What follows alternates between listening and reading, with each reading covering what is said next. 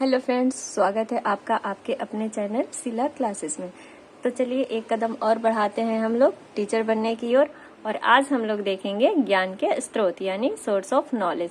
ये BEd second year का most important question course 8 है।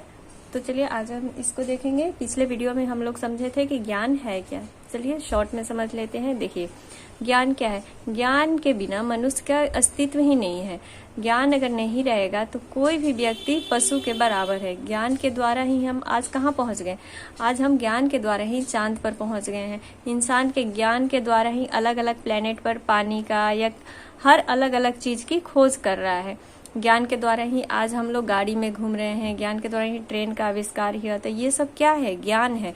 अनुभव के द्वारा ही ज्ञान की प्राप्ति होती है। जितना हम लोग ज्ञान को ढूंढेंगे, जितना अंदर हमारे अनुभव आएगा, उतनी ही हमारी नॉलेज बढ़ती है। देखते होंगे जैसे जैसे एज बढ़ता है वैसे वैसे अनुभव प्राप्त होता है। और बड़े बुजुर्गों से हम क्यों राय सलाह लेते हैं? ताकि उनके पास अनुभव का ज्ञान का भंडार रहता है। तो यही सब क्या है? ज्ञान है। तो चलिए आज हम लोग ज्ञान के स्रोत को पढ़ते हैं। देखिए बहुत सारा क्वेश्चन है कि ज्ञान के स्रोत पर प्रकाश डाले यानी throw light on the source of knowledge. या इसको इस प्रकार से भी पूछ सकता है कि ज्ञान के विभिन्न मार्ग क्या हैं। What are the different way of knowledge. ये 2017 में भी आ गया है, तो इसलिए मोस्ट इम्पोर्टेंट है कि 21-22 में पूछ सकता है। चलिए देखते हैं कि स्रोत आखिर है क्या। वह सोर्स या मार्ग जिसके द्वारा किसी भी मनुष्य को ज्ञान की प्राप्ति होती है। मतलब सोर्स क्या है? जिसके द्वारा मनुष्य के ज्ञान की प्राप्ति होती है, वही तो सोर्स हुआ। ज्ञान का सोर्स क्या हुआ? अनुभव हो गया, इंद्रिय के द्वारा हो गया, तर्क के द्वारा हो, यही सब तो सोर्स है जिसके द्वारा हम ज्ञान को ग्रहण करते हैं। आमतौर पर ज्ञान के साधन के रूप में इंद्रिय अनुभव तथा तर्क बुद्धि की चर्चा बहुत होती है। तो जैसे इंद्रिय अनुभव की चर्चा तो बहुत होती है कि हम लोग आंख के द्वारा देखकर सीखते हैं, ज्ञान प्राप्त करते हैं, बोलकर प्राप्त करते हैं, या जीव के द्वारा मतलब जो टेस्ट आता है उसके द्वारा भी तो ज्ञान प्राप्त होता है कि ये खट्टा है, ये मीठा है, या नमकीन है। तो ये सब क्या है? ये सब सोर्स ऑफ नॉलेज है, ज्ञान के स्रोत है। चलिए देखते हैं सोर्स ऑफ नॉलेज कितने हैं।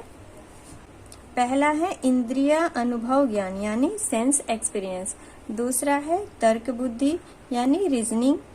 तीसरा है आप्त वचन यानी अथॉरिटी। चौथा है अंतः प्रज्ञा इंट्यूशन। और पांचवा है नेचर प्राकृतिक। प्राकृतिक भी क्या है? प्रकृति के द्वारा भी तो हम ज्ञान प्राप्त करते हैं।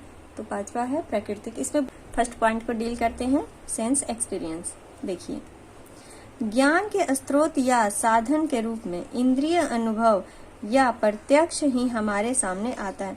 मतलब इंद्रिय अनुभव के द्वारा या प्रत्यक्ष ही हमारे सामने जो आता है वो क्या है? ज्ञान का स्रोत है। उसको क्या कहेंगे? इंद्रिय अनुभव का ज्ञान कहेंगे। देखिए हमारी इंद्रिया जैसे आंख, कान, नाक, जीभ, त्वचा, ये सब क्या है? हमारी इंद्रियां हैं जिनके द्वारा हम ज्ञान की प्राप्ति करते हैं। इनके संपर्क में आने से कोई भी, मान लीजिए हमारी आंखों के सामने या त्वचा या कान के सामने कोई भी बाहरी चीज जो हमारे संपर्क में आती है और उसकी संवेदना होती है, मतलब उसका क्या, उसको हम महसूस करते हैं, हमारे अंदर वो क्या संवेग उत्कृष्ट यानी जागृत होता है। तो इसी संवेदना के आधार पर ज्ञान का प्रत्यय हमारे मस्तिष्क में बन जाता है, यानी एक कॉन्सेप्ट तैयार हो जाता है कि हाँ ये क्या है। जैसे देखिए अब कोई भी हरा मिर्च अगर हम लोग खाते हैं जीभ के द्वारा तो ये तीखापन एक आता है। तो इसका क्या हमारे दिमाग में बन जाता है? एक छवि बन जाती, एक प्रत्यय, एक कॉन्सेप्ट तैयार हो जाता है कि ये तीखा है। देखिए जैसे हम जानते हैं कि अंग्रेज गोरे थे। मतलब ये क्या? हम जानते हैं कि अंग्रेज गोरे थे। हाथी बड़ा होता है। ये सब क्या है? ये सब ज्ञान है, अनुभव है। मतलब यह सब ज्ञान हमें हमारे इंद्रियों के माध्यम से ही प्राप्त होता। अब गोरे थे ये हमें कैसे पता हुआ? आंख के द्वारा प्राप्त हुआ। आंख से हम लोग देखे कि हाँ भाई वो इंसान गोरा है, वो इंसान काला है, या हाथी बड़ा होता है। ये सब हमारी इंद्रियों के द्वारा ही ज्ञान प्राप्त हुआ। कई बार हमारी इंद्रियों के द्वारा भ्रम भी उत्पन्न हो जाता है। जैसे अगर हमारी आंखों के सामने, देखिए कई बार हम आंखों का भ्रम भी तो हो जाता है। जैसे रात के समय में ही अगर हम चलेंगे तो लगता है पीछे कोई चल रहा है, तो ये सब क्या है? भ्रम है। तो भ्रम को दूर हम कैसे कर सकते हैं? अपनी इंद्रियों के द्वारा ही भ्रम को दूर कर सकते हैं। तो वही बोल रहा है जैसे में कि अगर हमारी आंखें रस्सी को साफ समझ ले या फिर अपने पीछे पीछे किसी व्यक्ति का साया देख ले, तो ये क्या हो गया? ये हमारी आंखों का भ्रम हो गया। तो इस भ्रम को दूर करने के लिए हमें अपनी आंखों का ही सहारा लेना पड़ता है। ये सब क्या है? ये इंद्रिय अनुभव ज्ञान है। ये किसके द्वारा हमें प्राप्त हो रहा है? ये हमारे सेंस ऑर्गन के द्वारा ही प्राप्त हो रहा है। जो हमारी इंद्रियां हैं, आंख, कान, नाक, जीभ, त्वचा, हमारी 5 इंद्रियां हैं जिसके द्वारा हम ज्ञान को ग्रहण करते हैं। दूसरा पॉइंट है तर्क यानी रीजनिंग। देखिए, तर्क मनुष्य के अंदर मौजूद एक ऐसी क्षमता है जिसके बिना कोई भी ज्ञान संभव नहीं है। ये बात सही है। जब तक हम किसी भी नॉलेज के ऊपर तर्क वितर्क नहीं करेंगे, वो ज्ञान हमको पूरा नहीं होगा। वो ज्ञान मतलब क्या है? हमारा अधूरा ही रह जाएगा। हम सच्चाई तक नहीं पहुंच सकते हैं जब तक हम किसी भी चीज के लिए तर्क वितर्क ना करें। देखिए, कहीं भी बिजनेस भी अगर करना है तो हम जब तक उसके ऊपर तर्क वितर्क नहीं करते हैं, उसको गहराई से नहीं जानते हैं, तब तक वो क्या है? अधूरा ज्ञान है। तो इसीलिए ज्ञान का एक स्रोत, सबसे मेन स्रोत तर्क भी है, रीजनिंग। देखिए, तर्क को 2 भागों में बांटा गया है, आगमन तर्क एवं निगमन तर्क, inductive reasoning and deductive reasoning. देखिए, आगमन तर्क क्या होता है? तो आगमन तर्क के अंतर्गत हमारे द्वारा लिया गया आधार सत्य होने पर भी निष्कर्ष अलग आए तो वह क्या हो गया? आगमन तर्क। मान लीजिए हम किसी चीज को सत्य मान लेते हैं और उसका निष्कर्ष क्या आए? गलत आए। जैसे हम मान ले कि मेरे पीछे साया चल रहा है, कोई आदमी है, लेकिन हम पीछे मुड़कर देखते हैं तो हमारे पीछे कोई नहीं रहता है, तो ये क्या हो गया? ये हमारा निष्कर्ष गलत आया। तो इसीलिए इसको क्या कहेंगे? आगमन तर्क। और निगमन तर्क में क्या होता है?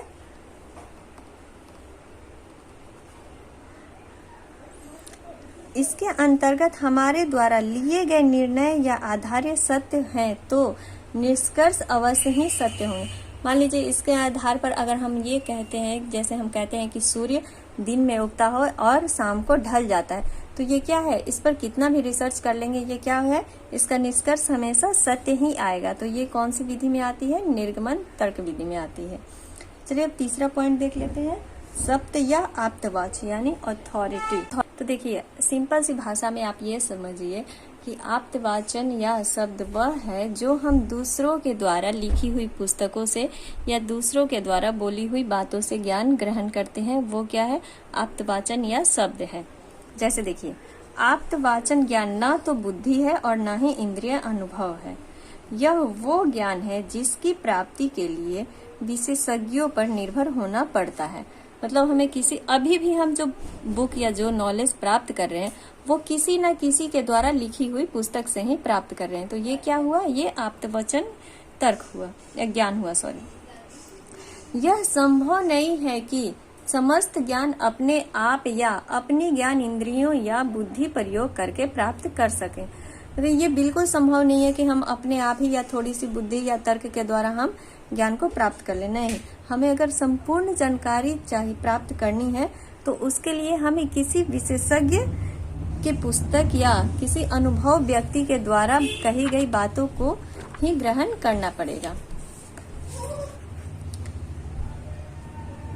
देखिए, जीवन बहुत छोटी है और इसकी तुलना में ज्ञान का भंडार जो है वो असीमित है। मतलब ज्ञान क्या है? ज्ञान की कोई सीमा नहीं है। तो इसीलिए हम ज्ञान अपने आप नहीं ग्रहण कर सकते हैं। ज्ञान को हमें ग्रहण करने के लिए किसी न किसी विशेषज्ञ की जरूरत पड़ती है। जैसे देखिए, ताजमहल शाहजहां ने बनवाया था, यह किसके द्वारा प्राप्त हुआ? किसी व्यक्ति के, विशेष व्यक्ति के द्वारा लिखी हुई पुस्तक से ही तो प्राप्त हुआ। न्यूटन ने गुरुत्वाकर्षण का सिद्धांत दिया, ये भी हमें किसके द्वारा प्राप्त हुआ? तो किसी के द्वारा कही गई बातों से या पुस्तक से ही प्राप्त हुआ। तो ये क्या है? आप्तवाचन ज्ञान है। ये एक सोर्स ऑफ नॉलेज का इम्पोर्टेंट टॉपिक है, आप्तवाचन, अथॉरिटी।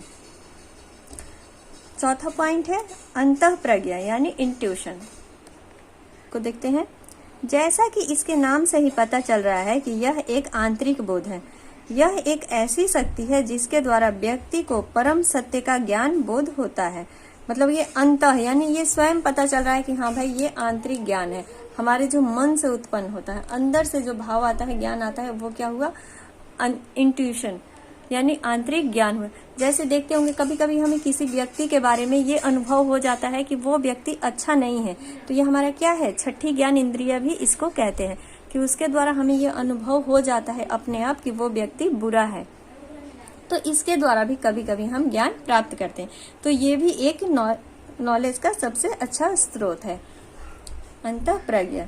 देखिए आगे देखते हैं, जब हमारी अंतरात्मा को किसी व्यक्ति या जगह के बारे में कुछ अजीब सा महसूस हो, जिसे उसे व्यक्त करने में कठिनाई हो, मतलब कुछ अजीब सा महसूस हो और जिसको हम व्यक्त भी नहीं कर पा रहे हैं किसी के सामने, तो वो क्या है, इंट्यूशन सोर्स होता है। जैसे कभी कभी हम जीवन संबंधी समस्या में हम उलझे रहते हैं और सोच विचार या दूसरों से परामर्श लेने के बाद भी समस्या का समाधान नहीं चल पाता है। देखिए जब कभी हम किसी समस्या में उलझे रहते हैं और किसी से पूछते भी हैं तो उसका हल नहीं निकल पाता है, और एक बार ऐसा होता है कि अचानक रास्ता चल रहे हैं उसके बारे में सोच रहे हैं और अचानक कोई रोशनी, ऐसा लगता है जैसे अचानक कोई रोशनी आ गई हो हमारे दिमाग में और उस समस्या का हल आ जाता है। तो यही क्या हुआ, इंट्यूशन हुआ। अचानक रास्ता चलते चलते मानो एक उजाला सा प्रतीत होता है और सब कुछ साफ हो जाता है, मतलब हमें जो समस्या घेरी हुई थी हमें उस समस्या का समाधान मिल जाता है। तो ये क्या है, आंतरिक ज्ञान या इंट्यूशन कहिए। प्राकृतिक के द्वारा भी हम ज्ञान की प्राप्ति करते हैं। देखिए प्राकृतिक भी ज्ञान प्राप्ति का प्रमुख स्रोत है। प्रत्येक व्यक्ति अपनी योग्यता के अनुसार प्राकृतिक से बहुत कुछ सीखता है। जैसे देखिए प्राकृतिक से हम क्या कर रहे हैं कि मौसम जैसे जैसे चेंज होता है, बारिश होना, गर्मी पड़ना, सर्दी आना, ये सब क्या है, प्रकृति के द्वारा ही तो हम सीख रहे हैं। जैसे फलों से लदा हुआ वृक्ष हमेशा झुका रहता है, ये हम किसके द्वारा देख रहे हैं, प्रकृति के द्वारा ही सीख रहे हैं। कभी मान लीजिए प्रकृति में पेड़ है और वो फल से लदा हुआ और वो झुका हुआ, और एक पेड़ पर फल नहीं लगा हुआ और वो सीधे खड़ा है, तो हमें ये कहाँ से ज्ञान प्राप्त हुआ कि जो जिस पर ज्यादा फल लगा हुआ है वो झुका हुआ है, ये नेचर से प्राप्त हुआ है।